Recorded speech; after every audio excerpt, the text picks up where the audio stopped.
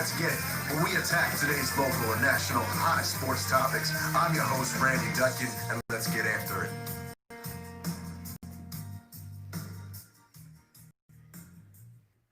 Good morning, ladies and gentlemen, and welcome to Let's Get It. I'm your host, Randy Dutkin, along with my co-host, Marcus Bullock, and of course, my host and producer, Jason Bryce, coming to you on a beautiful but cold Sunday morning. It is Championship Sunday in the NFL.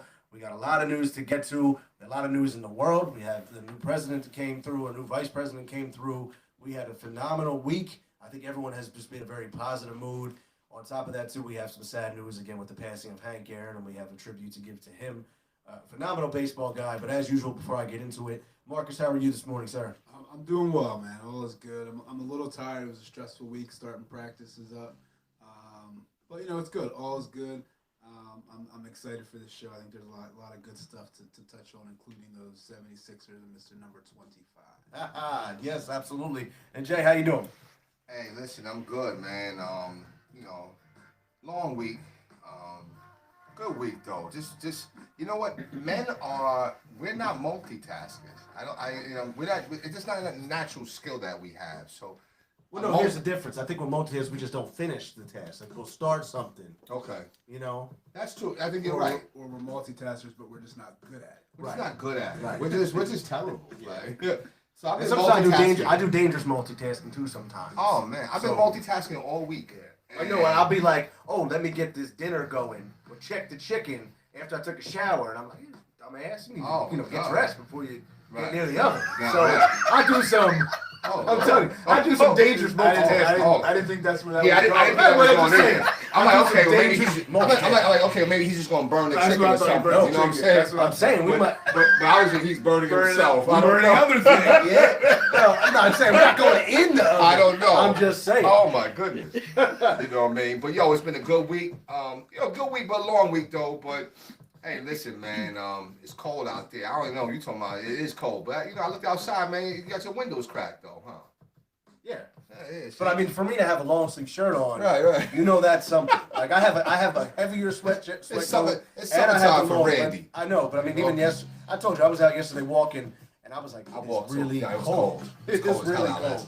But, no, we do have a great show. Once again, later on in this segment, we're going to have Coach Joe back and join us again for the AFC, NFC predictions and some of his thoughts. And again, in the second segment, too, we're also going to be having Coach Angel Canzanese from the Triton High School boys basketball team, so you're going to want to pay attention to that. I know it was a great week, though, for a lot of people in, the transition of our country into what hopefully is a much brighter future and a more positive direction, and that was awesome. And I think it was like a momentum swing for a lot of people. I think you could just see it as a whole. Can we give that a round of applause? Yeah, absolutely. Sure. Okay, that's where I'm at with it. Let's give that to Joe. Joe be running, don't he? Joe be running a little bit, you know what I'm saying? Yeah. Joe and shout out to Kamala Harris and her husband and just you're right, it's a new movement for change. It was like I said, there was class, and that's something that has been missing for a while now, and it wasn't just and it was an awesome thing to see, and with that said, I know that one of the things I want, like right off the forefront, is to pay tribute to Hank Aaron, because I'm a baseball guy. And his passing, I don't know, like I said, some of our viewers and whatnot had a chance to watch the video that I posted earlier in the week, but the thing about Hank Aaron was not just what he did on the baseball field, but just what he stood for outside the baseball field. Big civil rights movement, won the Presidential Medal of Freedom, and just his story in itself was amazing. I mean, he, there was like the story, you may have heard it before, like he left Alabama to go play ball. Literally talks about he had no money, he had 2 sandwiches in his pocket, showed up to a practice, didn't even know how to hold the bat right. Wow. Like literally held the bat, instead of holding it like this, was holding it upside down and was still cracking home runs. Wow. And he was just so good. And he actually wanted to be a switch hitter. And like the other, coaches and whatnot there were like, no, sir, you're going to hit right-handed because you hit the ball farther than we've ever seen anybody hit it. Right. And it was just unreal. And he was a humble man who grew up like with a father who was a boxer, and he talked about how he envied his father and how he, they always talk about his hands. They said his hands were massive and his hands were so strong. And he did that. He always said, well, they asked him, how'd you get these strong hands? You know, because they didn't have any hand grippers or anything back in the day. And he said that his father used to carry like not ice cubes, but big bags of ice up hills and down hills for people back in the day. And he used to do it with his father from like age 12 on.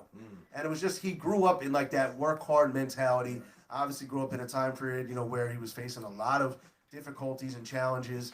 And just even after his baseball career, like I even had mentioned one story before about Aaron Boone, who, man is known pressure. Aaron Boone hit a walk-off home run to send the Yankees to the World Series.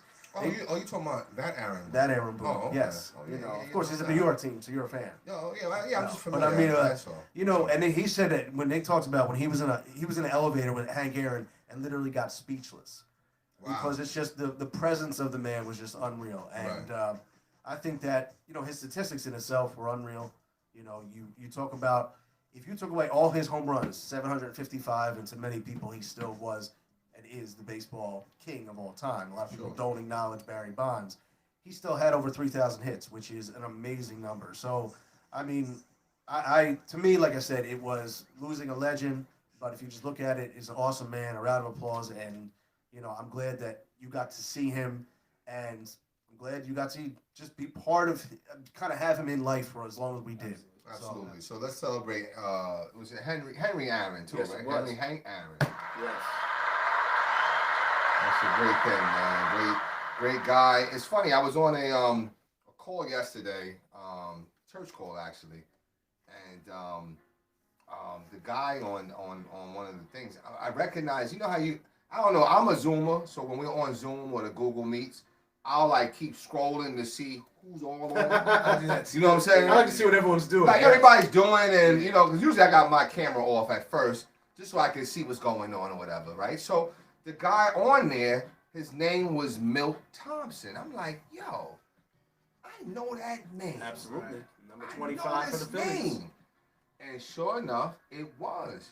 He was on the call. So my pastor, Pastor Cedric Brown, who's there in that Eagle, he was a former Eagle, played in Philly. And Oh whatever. yeah, okay. Yeah, he must know him, obviously, and you know, I'm kind of remote from, you know, I go to the church remotely, so to speak.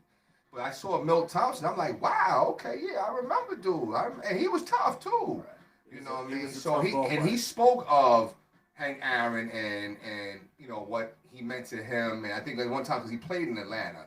So at one time, you know, what he meant to him or whatever. So I thought that was just like a moving tribute. Plus, at the same time, I was like, wow, Milt Thompson. Wow, I remember this dude, man. So, and that now he's a Philly legend, right? No. Okay. Well, okay. He was good. He was a blue collar, you know, tough nose. Well, that's guy. what I'm saying. That's okay. But I'm saying like even like Legends. I was gonna okay, say that's legend true. is a very That's strong true. word. What about Steve Bedrosian? Well, Steve Bedrosian, he was actually probably had a stronger career than Milt Thompson.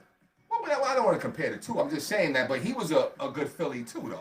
Yeah, right? but I mean, he had a little more impactful career than Milt Thompson. Yeah, I mean, after he left Philly, I think he went to the Expos, I think. Bedrosian actually was with the. I want to say Steve Bedrosian was with the Braves at one Wasn't point. he The wasn't closer. the best as a Philly, was he? No, he wasn't at his best as a Okay, Philly. that's No. right. He wasn't? Oh, okay. That's what I Okay. remember.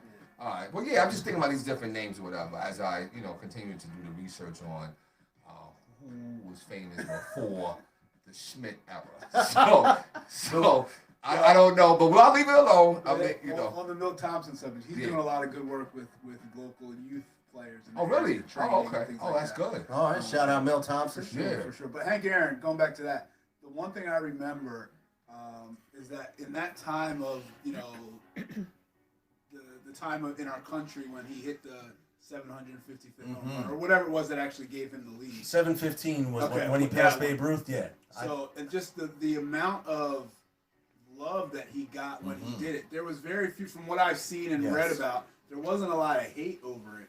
And even when he did it, you know, I remember just the image of him rounding third base, and you have the people running out Coming of from the the stands, stands. right. You I know what's remember that. interesting? And I always thought, and I'm going to cut you off. I always thought, like, in his mind, don't you think like fear was his initial thought?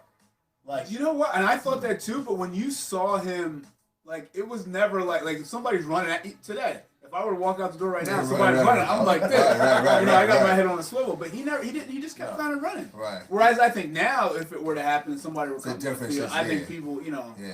But yeah, he didn't seem. Yeah. He just kept running. He and, didn't. You know. Or if he hit that home run in Philly, then I would, you know what I'm saying, that would have been something. I mean, I'm just saying, you know, y'all on the field adding to your, I mean, you threw snowballs at Santa Claus. We did. Man, come on, Well, man. you Like, know, maybe. So I'm just saying, but you're great though. And that is the vision I always Right. remember of Hank Sure. Aaron. It's just like, you know, the elation. It almost seemed like he's like, hey, listen, you know, it was gonna happen, so now it's over with. But you know what? Everybody celebrate with me. So it's like he didn't really Right. even No. care. You know what I mean? And one of the cool things that I forgot to mention too was like, you know, we talk about everyone, you know, giving him the love when he finally broke the record. You know, he received over 3,000 pieces of hate mail every day, I'm sure. and he kept it all. I would too. And he kept it all as a reminder of all the haters. Right. And it was just, you know, and it was just such a cool thing. And, later on, one of the people went down and opened and read a lot of them, you know, and he Right. just was like, you know, to show like how much that he really did overcome. Right. And it was interesting too. Like, I know I got a little tidbits, but like, you know, I was reading all about it. Sure. I love it. You know, baseball is my passion. Right. And you know, he grew up in Alabama, you know, Okay. down in the South. So then he went to play in Milwaukee initially. Right. And then the Braves moved back down to Atlanta, where, you know, there was still very much segregation, very big much time, racism man. was big. Big And it was like, man, this guy worked hard to get out of it. Then the team brings him back down there. Yeah. But it also, he said, that gave him a chance to go back to where he came up, back in that area, and be able to even be such an activist. So he was Sure. like, it was a blessing in disguise. Yeah, and it's funny, and to hear stories like that, it kind of like validates my thinking, and I'm sure you guys think the same. Like certain things, when I'm rejected, I always feel like that's like a direction for me. But I keep those. Like I was rejected from several jobs, right? They send you a letter in the mail. Yes. Yo, I keep them letters.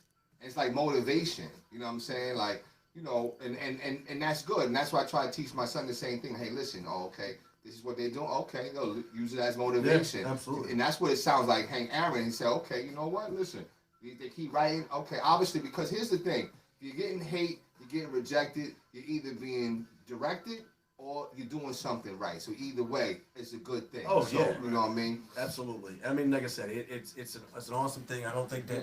I mean, to me, that's one of those numbers that like maybe might be considered like in retirement now. You know, like I know like with the Braves and whatnot, obviously. 44, right? Yeah. Right. But I almost feel like his impact, and a lot of times they do that. You know, posthumous they call it, right? Yeah. You know, Yeah, something like that. you know. But Reggie Jackson was 44, wasn't he? I mean, he Reggie? was. I believe he was. Reggie was 44. Yeah.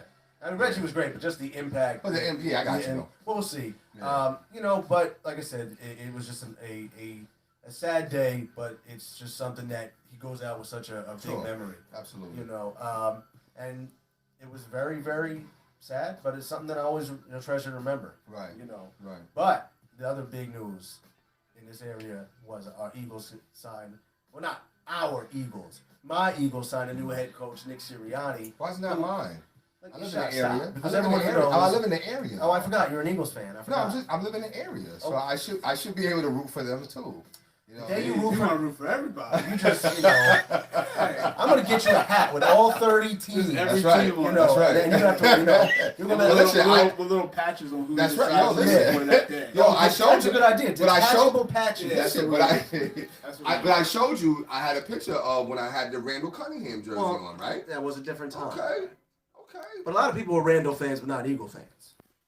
Well, listen, I was a Philly Sixer fan, which put me in touch with all Philly teams, to be honest with you. Oh, and I know you are now. I know You you, know what I'm like saying? you like watching from before. You know, you're. You know, Yeah, I watch. It's the fan. It's the fans that I like to banter with. Now it's the Carsonites now.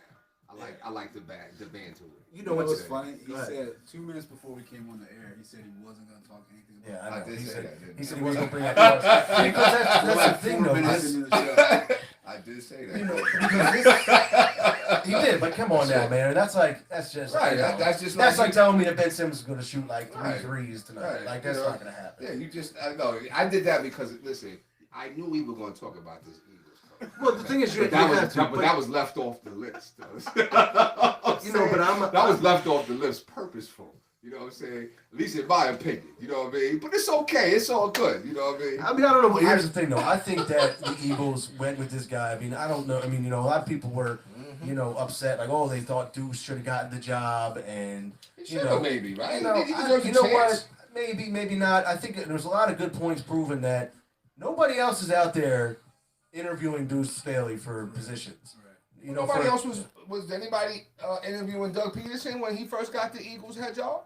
No, but what I'm saying is people are saying, "Oh, Deuce, Deuce, Deuce," but you know, look, I think that here's the thing though, Deuce wouldn't have been the kind of guy that Laurie and Roseman could have controlled, so that was not their kind of guy. I'm not saying Sirianni is. I don't know anything about the guy.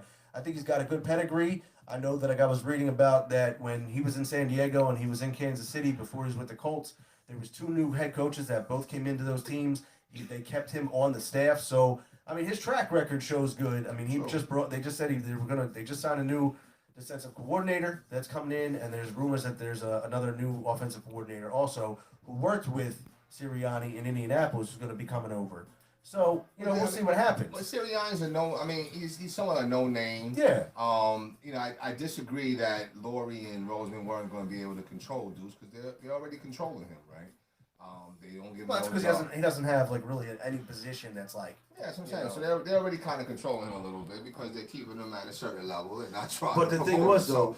But that's one angle of that. But the other thing is that Sirianni's a no name. What the hell has he done? He does nothing. And did he play in the league? He was Division III. He was Division III. He didn't play in the league. No. Okay. Deuce was nasty in the league. Deuce was awesome.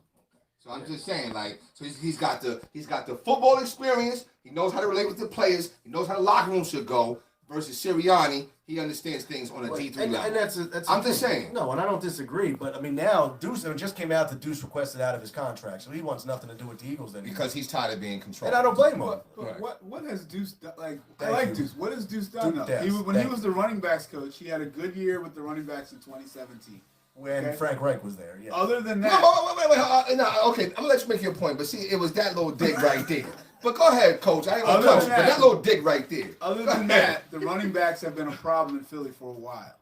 Okay, this year, he was the associate head coach or assistant head coach. Yeah, or something like it that. was one of And those, the team like- was terrible. Yes. All right, so, and the fact that no other team has tried to take him on for any position higher than what he is shows that.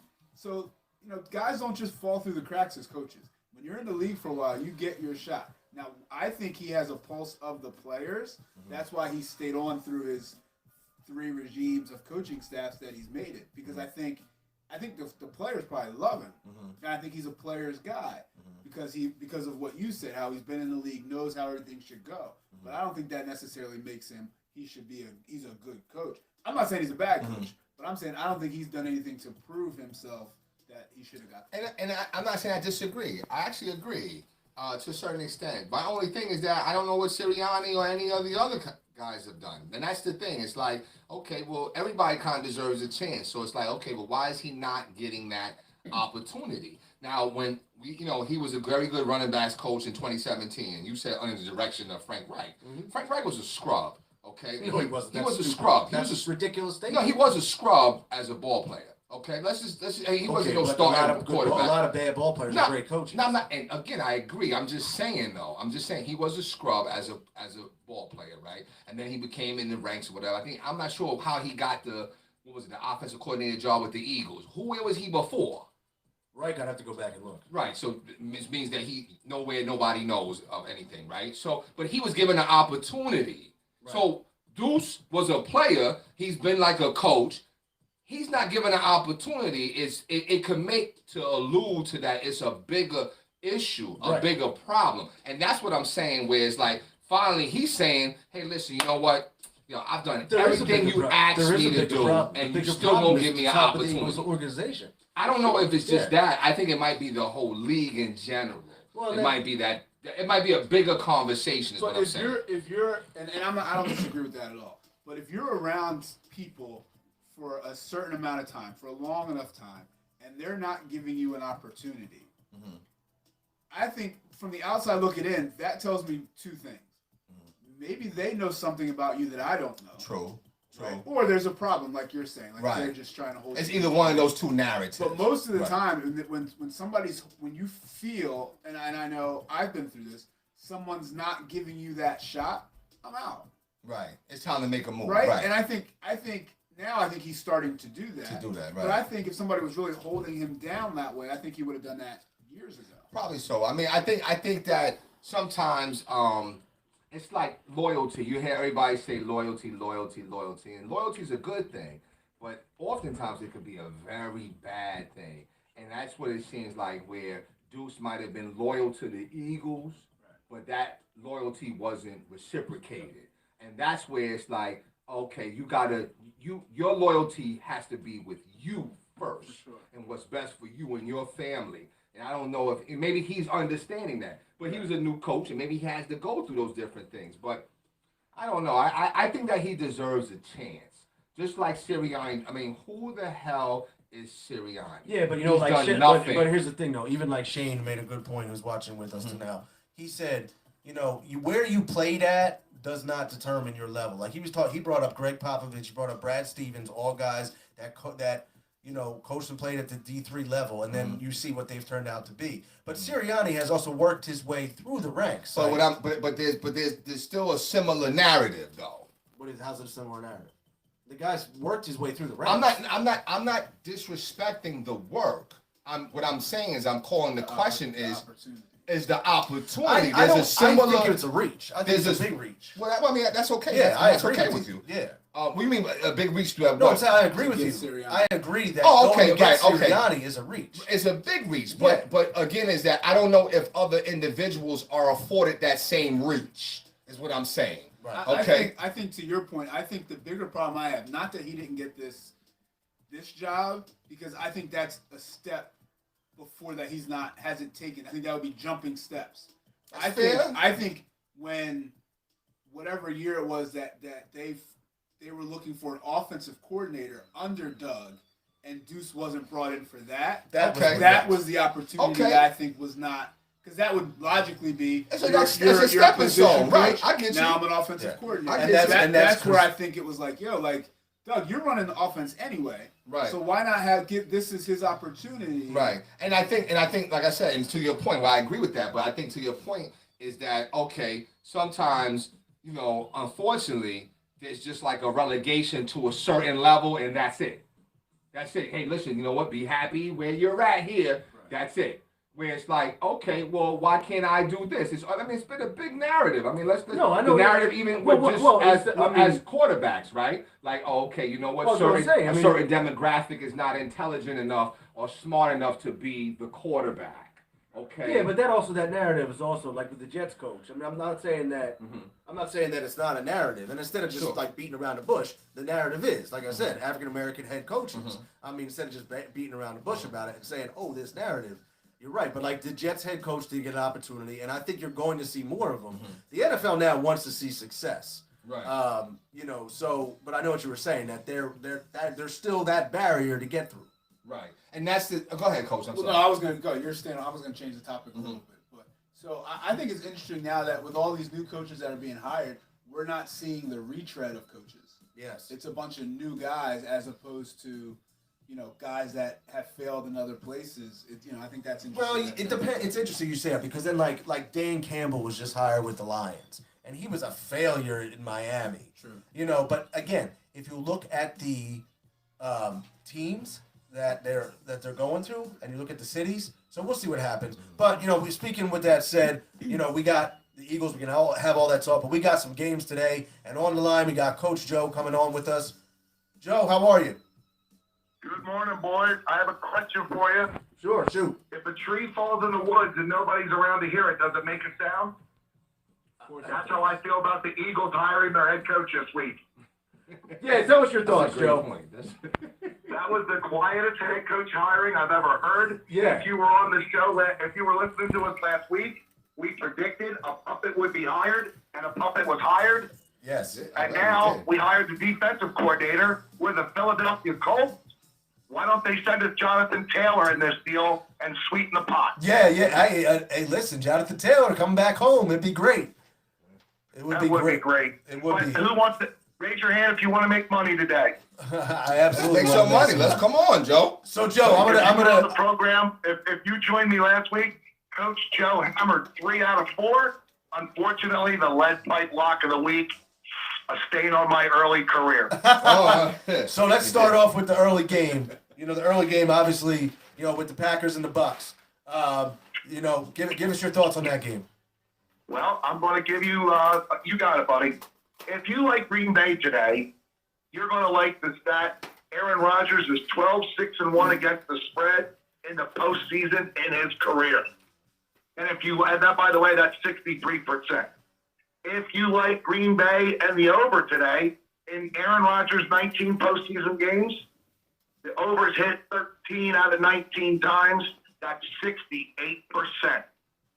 Now, if you want to back the GOAT, Tom Brady, you won't believe that. Tom Brady is 40-17-1 against the spread in his career in the playoffs. Wow. That's astounding. That's 69%. He won, and he has won 35 of the 48 games outright. So if you make the GOAT an underdog, he comes in at 69%. Okay. I didn't know how to wrap my head around that one. Well, and then I found the stat of the day. Are you ready? Yeah, shoot. Since 2015, the under is an astounding 22-8 against the spread when the game time temperature is 30 degrees or less. Today, game time temperature in beautiful Green Bay, Wisconsin, 28 degrees. Ooh. With a wind chill of 17. We are going to back the truck up on the under 52.5. And in a teaser, we're going to back Tampa Bay plus 9.5. And we're going to take that over under up to 58.5. And we're going to play Tampa Bay to the under. But I want my devoted followers to back the truck up on the under and enjoy the 3 o'clock game. Okay. Now, I mean, listen. Now, Joe, those are some unbelievable stats. I mean, you brought to the analytics. show. I mean, like, analytics. I was going to say, like, can we my get a round goodness. of applause for Joe? Absolutely. Absolutely. Absolutely. Well, now, personally, Coach Joe couldn't pick the winner in a 2-horse race. Okay? Coach Joe can't pick a winner in a 2-horse race, but I can give you mathematical statistics for you, the listener, to make an educated decision. No, that's all right. So now I always got to ask you this: throw the mathematics aside. Give me your gut opinion on today's game, the first game of the day. You can't dismiss the GOAT, Tom Brady. Facts. I do not want to be sitting at home with a ticket that says Green Bay and Tampa Bay wins the game, and you look at yourself in the mirror and say, how could you bet against Tom Brady? Yeah, that's facts. And Gronkowski. See, because that's his perfect sidekick. You know what I'm saying? Well, listen here, Mr. Bryce. It was a pleasure meeting you this weekend at my scrimmage. Absolutely, bro. We'll talk about that off the air, the result of that scrimmage. It's all good. That's all right. And once again, Coach, you start on Tuesday, correct? Oh, yeah. We welcome in Salem County Vocational High School to the Dave Salberg Gymnasium. All right. Well, good luck with the start of the season. Now, moving on to the later game. Let me get the insider tips to the later game. I'm going to try to remain calm. But I want you to go to your 401k, your 403b. I want you to go that secret little bit of money you keep aside from your You wife. should have that told she me this doesn't earlier. You know it's about. 2 to 3 day business transactions. Listen, I'm telling you, take anything you've got, put all of it on the Buffalo Bills getting 3 points today. I like the Bills too. Well, here's why you like the Bills. Let me rattle this off real quick. Buffalo is on a 9-1 cover streak against the spread. That's 90%. They've won 8 straight games. As an underdog this year, the Buffalo Bills are 4-1 against the spread. That's an 80% clip. Now, here's the stat of the day. Since 2015, there have been 7 conference championships that were regular season matchups. Of course, Buffalo beat Kansas City earlier this year. The team that won the first meeting is 5-2 against the spread at an amazing 71% clip. And if you're still not, the Chiefs are 1-8 against the spread in their last 9 games. Amazingly, they've won 8 of them. This season, the Chiefs are 7-10 against the spread, including not covering last week, against Coach Joe's bomb play of the year, the Browns getting 10. So Okay. if anybody out there can hear me, get to Delaware Park, get to Sugar House Casino, and get your money on the Buffalo Bills. Listen, If I they like don't the Bills a cover, lot. If they don't cover, I won't come on the show ever again. Oh, wait a minute. You know, I'm telling you, Joe, Joe, they are some phenomenal picks, and I love the enthusiasm because it does. It's like the lock of the week. I love the lead pipe lock of the week. Do you have one this week? I don't know if you gave me the lead pipe lock of the week. If I missed Oh, yeah, we're backing up the truck on the Buffalo Bills. Okay. It's the 401k lock of the century. All right. So that's the lead pipe lock. That is, what's stronger than lead? Titanium? That's the titanium steel lock of my life. I'm basing my whole reputation on the Buffalo Bills getting 3. Okay, now Joe, just like I asked you in about the first game, what's your gut for the second game? If I haven't made it abundantly clear that the Buffalo Bills are No, I love the Bills. that's my gut, my heart, my lungs, that's everything. Oh man, are you gonna be okay, Joe? Like you're gonna be able to be at work tomorrow if the Bills don't pull it out? Well, here's the beauty of it. I am passing on these tips to someone who's interested in wagering on the game. Now that my reputation's on the line, you can't buy my reputation. I might not even bet on the game. I'm betting my weekly segment on this show, my integrity, on the Buffalo Bills getting 3 points. Oh, no, it is, and I like it a lot. No, those are some awesome picks, Joe. And I think the games today are going to be fantastic. You know, and I just think that we're in for 2 really good games, and it's going to be exciting. Is Mahomes playing? Yes. Oh, now here's what people aren't talking about. Mahomes is playing. He might be a little groggy. But what we're betting against is his turf toe. He has severe turf toe on his left foot, and he can't roll out left. So we're going to play him right. Wow. It's going to be seek and destroy, boys. I like Buffalo. I do, but I don't know. Mahomes. Oh, now listen, Mr. Bryce. We can bet our friendship on it. We can bet on future. Anything you want, sir. I am so confident. And I give this my titanium steel lifetime lock of the year. I'm gonna ride with you, man. And in fact, I'm about to hit Dante Howard up and see if he's gonna take that ride to Delaware Park real quick. God bless. I'll ride with you. Okay, and he can place a little bet. You know what I'm saying? I'm gonna ride with you with your picks. Well, as always, you can find Coach Joe at the window, cashing tickets. No, Joe, I appreciate that. I know that you've been very active on, along with the Let's Get It page and spreading it out there. And you got a lot of fans out there following you, and we appreciate it. And once again, man, we're going to have you on again. I guess we'll have Super Bowl picks again when the time comes. Not if Buffalo doesn't win. I'm a man of my word. No, absolutely. We'll see. Real quick though, Joe. Let me guess. I know you got the season coming up, and you're excited about that starting. And I know you're a basketball guy in general.